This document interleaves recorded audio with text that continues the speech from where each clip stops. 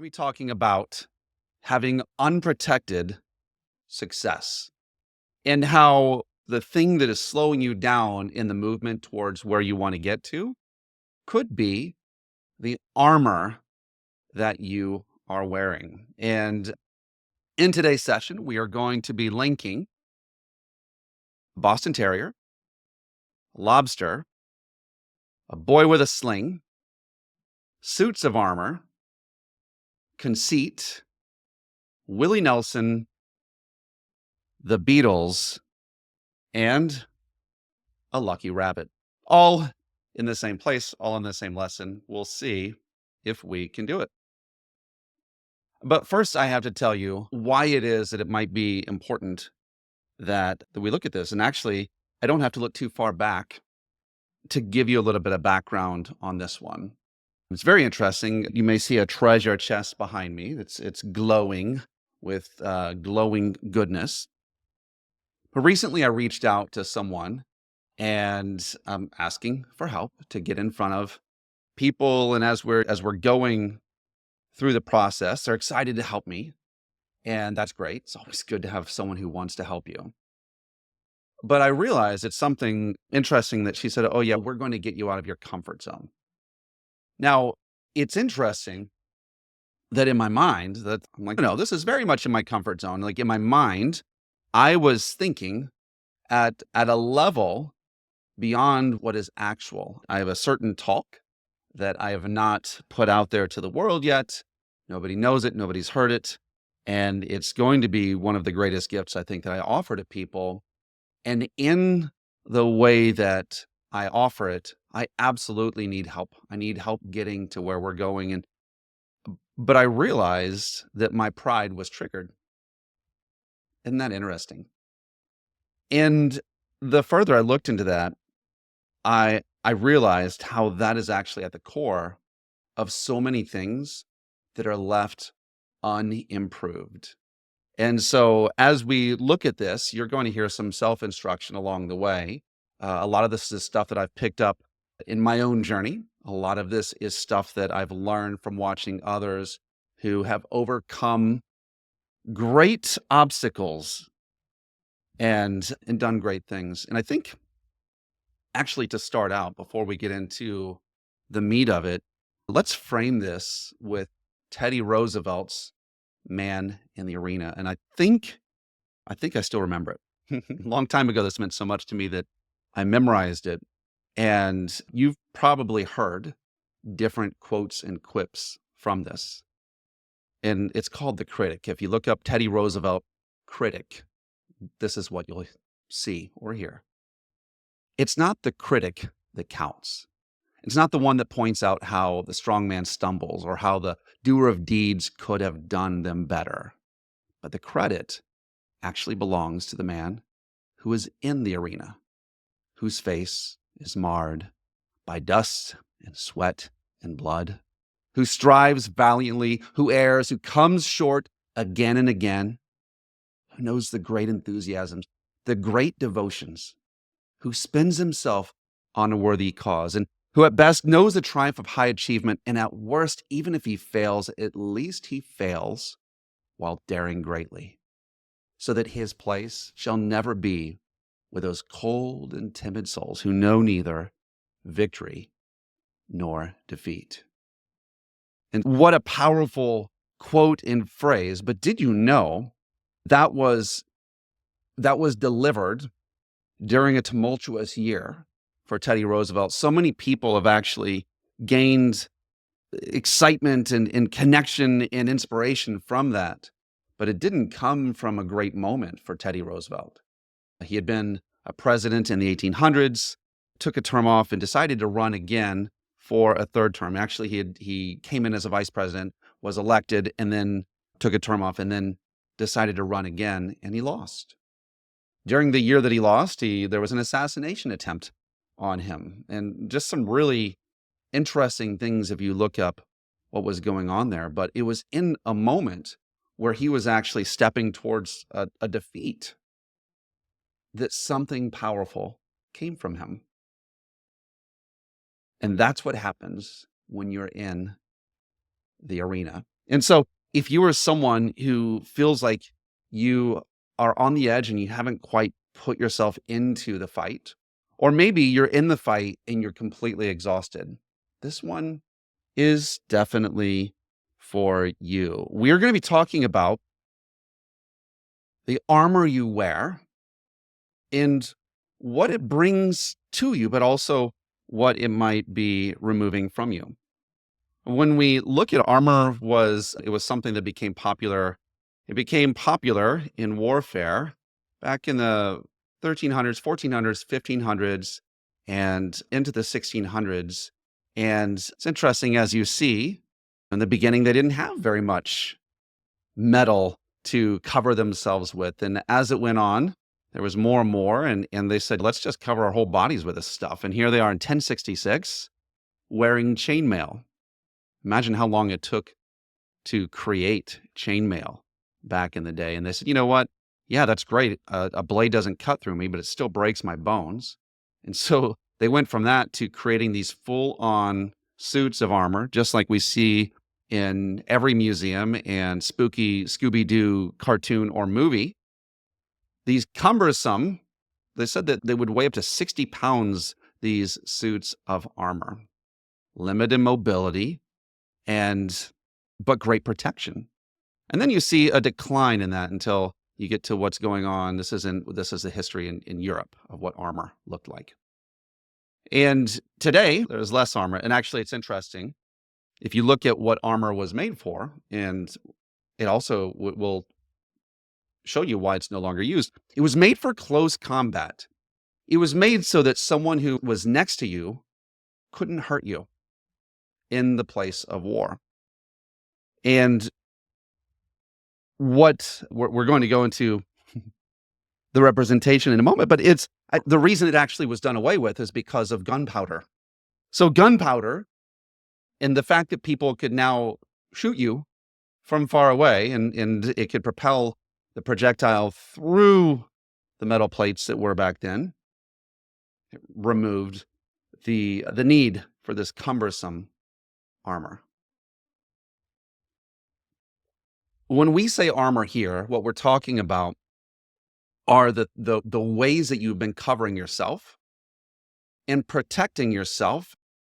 But there are a lot of things that we grow up realizing that we need protection. And so what we do is we pick up a piece here and a piece there and a piece here and a piece there. And pretty soon we're covered in this armor and we're protected, but we are cumbersome. We have a difficult time moving forward. And that's the cost of armor. You're protected, but your movement is limited.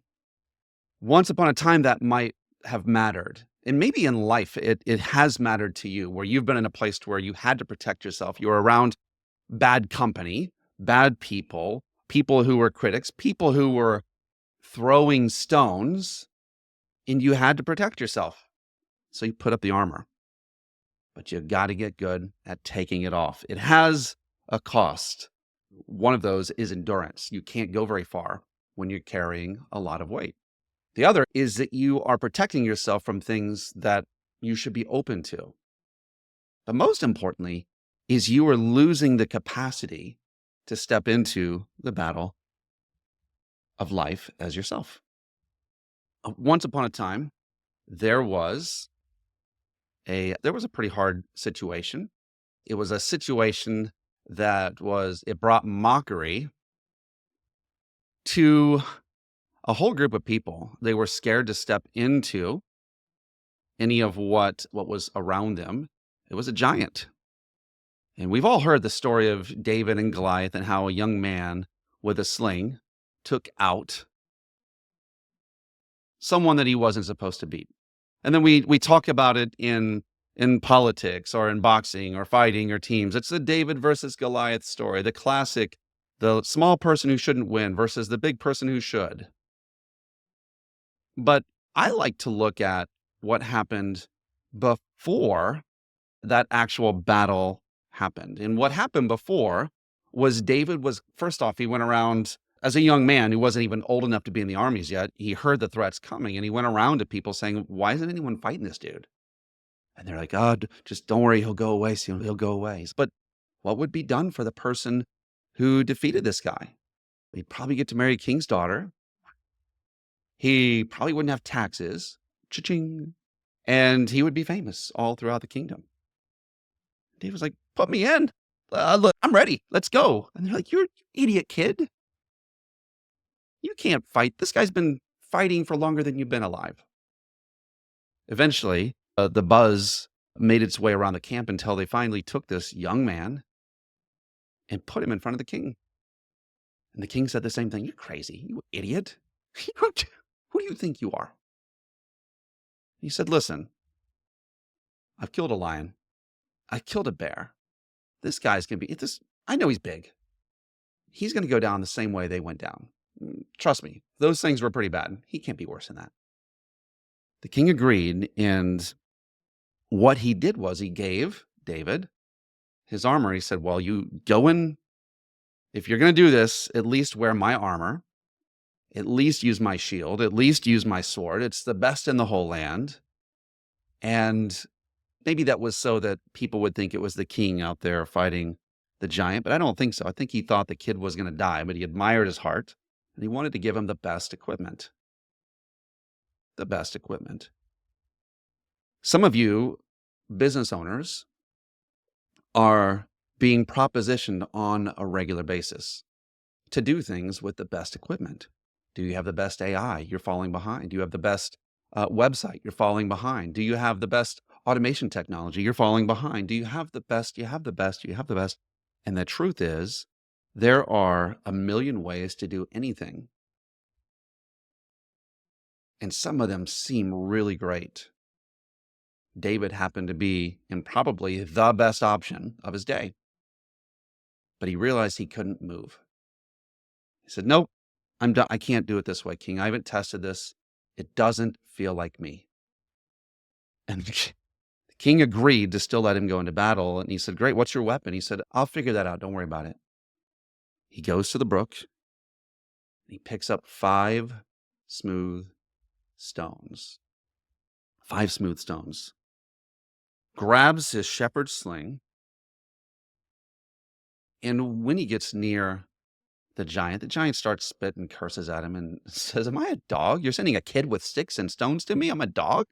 You are idiots. Your guys are going down today." And David said his little thing, but he ran at the problem, and he did it as himself. He ran at the giant, and as the story goes, he loaded the stone in the sling, and he threw it with precision. Now, what happened there? Some people could debate on what and how and why and all of this stuff, but here is what I see. Someone stepped into action from what they had, from the best that they had, even though it was small, and they ran at a big problem, a big threat. David was the man in the arena. And as he slung this thing around, make no mistake, a sling and a stone is a deadly weapon. We have some of these at the house, and these things can throw a stone really far. It's deadly to anyone, anything. It's deadly, especially if someone knows how to use it. It's deadly. But here's what I see happening. Every time we take the small thing that we have and we put it into play, this is what gives God something to work with. This is where the universe conspires for you, where things can line up. It's when you're in the arena and you're taking what you have and applying it towards what you want, or in David's case, what you don't want. So we're going to be getting into your sling and stone, but to do that, for you to find this most powerful thing that you have, this tiny thing that actually can rock the universe, for you to find that, we have to take off the things that are impeding you. Now, if you think that something small isn't powerful, think about what leveled Hiroshima and Nagasaki. It was a splitting of something so small you can't even see it. So there's great power in tiny things when you can see it and appreciate it for what it is.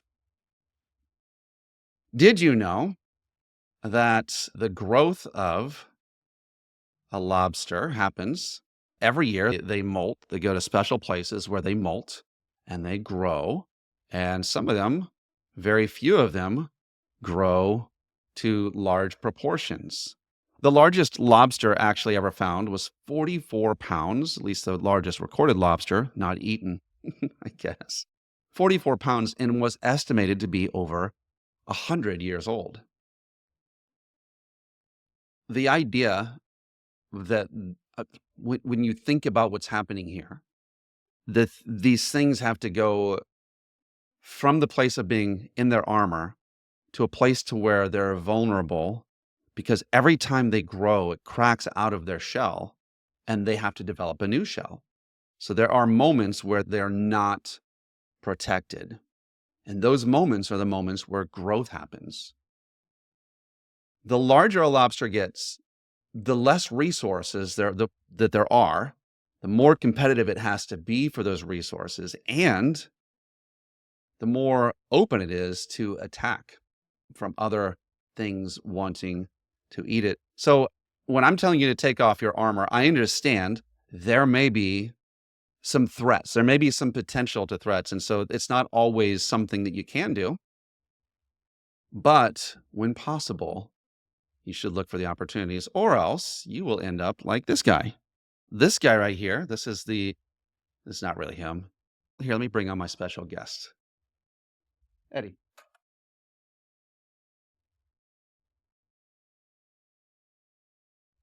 This is Eddie.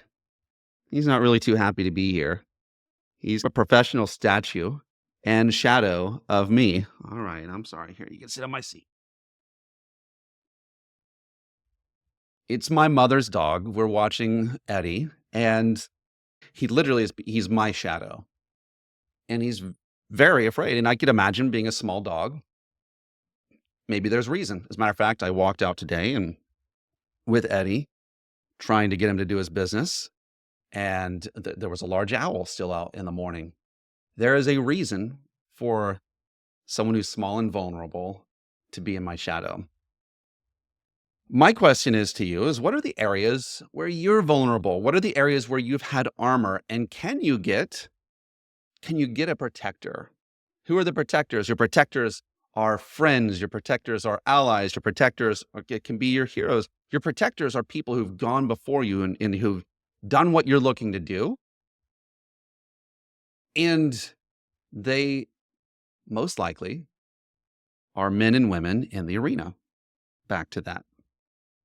But whatever's keeping you out of the arena really is actually something that's keeping you out of progress. And it might be what you felt like you've had to put on.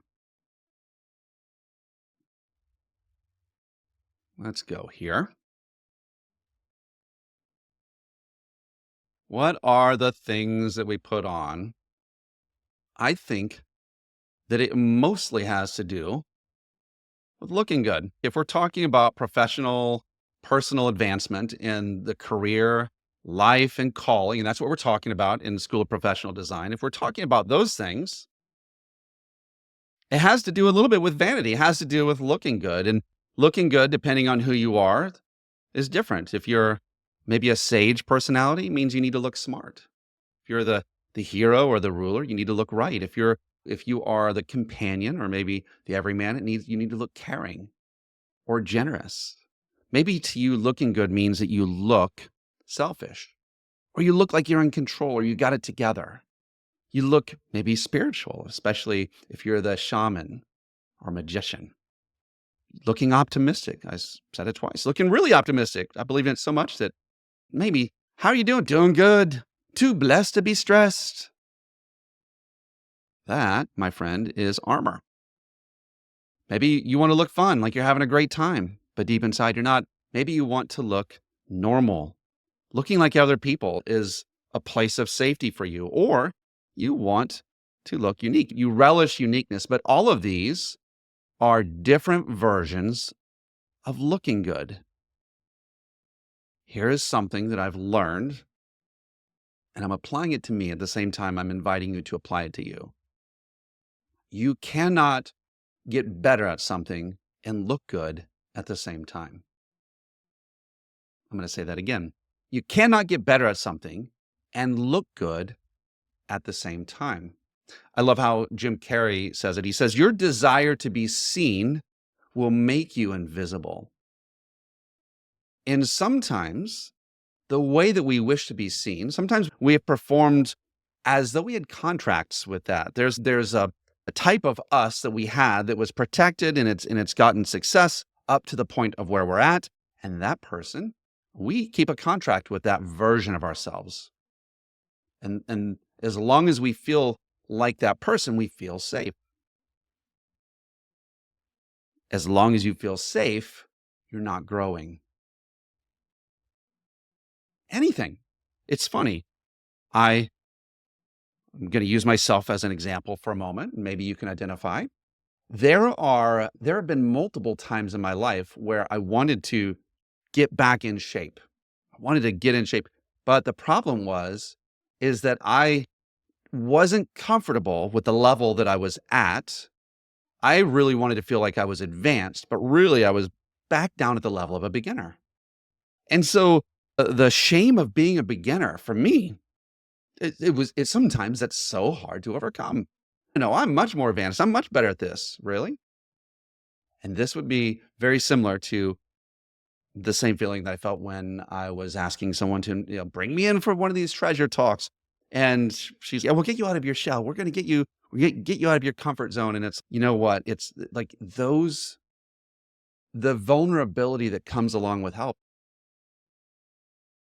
can be frightening to many. It can make you put up your armor, but it's actually the place where your answers are. It's a place where you get refilled. It's the place where you find new life. It's a place where you find abundance. It always is going to happen through others. And if it happens through others, there's going to be an element of you not looking great. Okay? Go to a doctor. You're probably, if they're treating something, you're probably going to feel bad before you feel good. And in the case of whatever it is that you're doing, the armor of looking good needs to be removed. It needs to be removed. Now, once you remove it, what's left? There are a lot of things left. I love that when we remove that armor, we have place for relationship. I didn't put the friends in.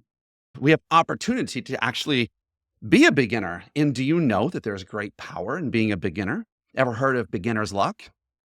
It happens to people when they don't expect things of themselves. It happens to people when they are at play doing the thing they're doing. The only people who can be at play when they're doing what they're doing are people who feel like they're at play. It's people who aren't threatened. So where you're at, a big part of your growth and your stepping into your design is to actually remove yourself, get out of the place of the survival mechanism of the threat, the fight or flight. I've got to defend myself. This is where the shields come up, is because the armor comes on when we feel like it's fight, flight, or freeze. And so I'm either going to fight or freeze and armor up. I'm going to turtle up here. And it's getting in your way at this point. At some points, I'm sure it was useful. Right now, it's most likely not. How do we get out? So I've shown you really, I think, some of the costs of what this could be costing you. The biggest thing I would say what it's costing you is it's keeping you out of the arena, and it's keeping you in the place of the critic. And if you find yourself as a critic in some areas, you're not in the arena in that area. What are the areas that you want to criticize others at? It's probably something that you're not really in the arena of what you're doing. Oh, they're stupid. I can't believe they would invest that way. Really? What are you doing? Oh, they're so uncaring. I can't believe they'd raise their children that way. What are you doing? Your judgments actually reveal a lot about yourself, more than other people around you. I've heard it said that you don't see the world as the world is, you see the world as you are. So those are some of the things that I would say are the result of you keeping these shields up. These are barriers. It slows it at the very least. I'm not saying that you won't fall, get hurt, look stupid. You probably are. You probably are. But there's something good on the other side. If you can pick up your little stone, put it into the sling. How do we get past it? I'm going to give you some mechanisms to get past these barriers. Okay. The very first one is, I would say, I've written some principles here, but really these are found in the place of the friend. The friend, if you can embrace the willingness to be a beginner, the friend is the person that gives appropriate criticism. And here's how, if it's appropriate. Is it helpful? Does it help you to know what to do next? And does it help you to feel like you can do it? When I was a school teacher, if the kids came in not a great grade level at reading or math or whatever, I could have criticized them, their teachers, their parents. I could have played the blame game. I could have gotten, there's so many different negative directions I could have gone. But would that have been profitable? No. With my own children, when they're not where I think they should be, I can tell them who they're supposed to be. I can tell them what I expect of them. I can criticize them for decisions they made or things they've said or you name it. But ultimately, it does nothing. It changes nothing unless it's helpful, helps them to know what to do next, and helps them to feel like they can do it. And so your job is to both be that kind of person and find that kind of person in your life. That's why I think coaching is important. That's why the one-on-one calls that you get to register for, you should take advantage of those, because you're going to get someone who is going to give you criticism that is helpful. By the way, that means if it's helpful, it's at your level. If you wrote a book and I were a critic that knew how to write a Pulitzer Prize award-winning work, and I criticize you on that level, but you literally were in the second grade, it's not calibrated. The best people, it's not that we avoid criticism altogether. It's just that we take criticism from people that it's appropriate criticism. Okay. It's not kitchen sink criticism where here's the 35 things you should have done, could have done, would have done, and it would have been better, but it sucked. Appropriate criticism is instructive. It makes you feel able. Find friends who can bring that to you. Find peer groups who can bring that to you. Church groups, business groups, masterminds, coaching, a business friend. Finding people who can give appropriate criticism matters. So it doesn't mean we get no criticism.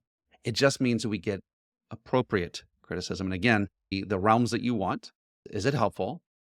Does it help you to know what to do next? That should be, is it instructive? And then finally, does it make you feel like you can do it? These are ways where we lower the armor and we become fast. We become fast. I love the Muhammad Ali when he talked about float like a butterfly, sting like a bee. He mentioned, I'm there. Look it up on YouTube. I'm a bad man. I'm so mean. I make medicine sick. Fast. The other day, I turned off the lights and I was in bed before it was dark.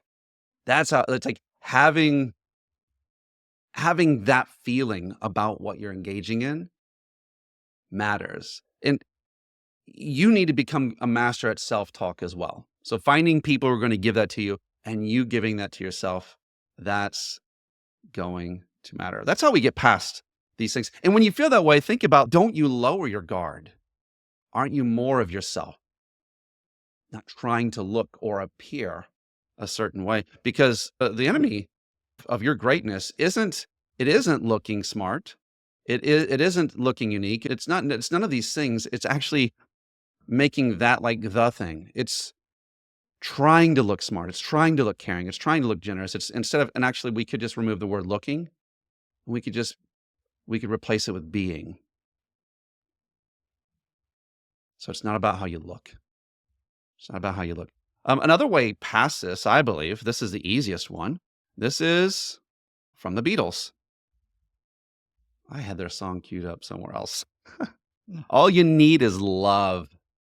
All you need is love. How does love help you to lower the guard? If anyone has been in love, I think you understand that's a big part of it is that it's you getting to a place where you trust someone with who you are. They see you and they know you and they're not trying to hurt you. And that's love. I think it was Freud who said that man's greatest desire is to be seen and man's greatest fear is to be seen. But if we can be seen and the other person isn't afraid, they don't run, it's so empowering. What if you could do that for yourself? So the same power that you have felt when engaging with someone else, what if you could reflect that back to yourself? And so I would say if you love who you are, really love this person you get to be, here's how. I think I've mentioned to you my recent journeys of just saying, what if I could be this person, the treasure bringer? I'm holding up my little vision board here. If I could be this person, I'd feel pretty cool. I like that guy. I like that guy. And it doesn't matter if he's clumsy, ugly, stupid, dumb along the way. I still like him. I give him permission because I don't know how to be him yet. I give him permission to fail. And so I would say, find a person that you could be, that you could love. Finding a way of doing things that you could love every single day. If you have the repeatable day, I'd wake up and start this way. I would do this and I would do this. And you go through, if you have a day or a way that you love, that's another loosener of this armor, the stuff that's getting in your way of movement. Loving the people you serve is another way. If you are so in love with someone else, it removes your awareness of your limitations. Again, for those who have been in love, think about how goofy you were willing to be for the attention of this other person. Think about how all of the stuff of what you wanted to look like, you were willing to throw out the window for the person whose attention you wanted. That's the power of love. And finding that, it literally can just rewrite your rule book immediately. I'm going to end with this story. And I told you we would get to Willie Nelson. See, I think we've covered almost all the stories. I haven't talked about the lucky rabbit. Willie Nelson in the 60s. Now, he was a little bit of he took substances. So some of the facts of this story might be a little bit distorted. He wasn't sure if it took 1 day or 3 days, but it was on a road trip. He was playing honky tonk. It was sometime in the 60s. And Willie Nelson, not Willie Nillen, that's funny. Willie Nelson, at one point, recorded 3 hits, or he wrote 3 of his biggest hits in one sit down. Most people say it was within 3 hours.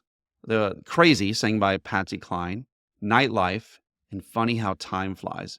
He would say later, it paid for the Buick. He had a moment of genius. And the moment of genius, now for him again, being inebriated, maybe helped him to lower his guard. But I can tell you the place where he was not at. He was not concerned with doing it right. He wasn't concerned with other people's thoughts. He wasn't concerned with criticism. He was just putting it out there. He did want to make it. Now, he recorded over 340 songs independently. He performed more than 2,500 songs. So if you look at this moment where lightning struck, it struck in a place that really just became a normal habit and a normal way for him. It's almost as if him picking up the pen opened the door for genius. Him being open to inspiration was completely available because he wasn't open to the critic. It happened before he made it big, and maybe if he had made it big, maybe he wouldn't have been so free to write those songs. I'm reading a book right now, classic. It's To Kill a Mockingbird by Harper Lee. Harper Lee won a Pulitzer Prize on her first book, To Kill a Mockingbird. Then she was so afraid of the success that she felt like she had to live up to, that she had to become, that she had this image now, both for herself and for other people. She had something that she was protecting. She had this armor now she had to build around her creation. And she didn't write another book for 40 years. Don't be the person that builds armor from past success. Be the lobster that cracks the shell, sheds the shell, finds the moment of complete vulnerability, usually with others, and grow into the next version of you.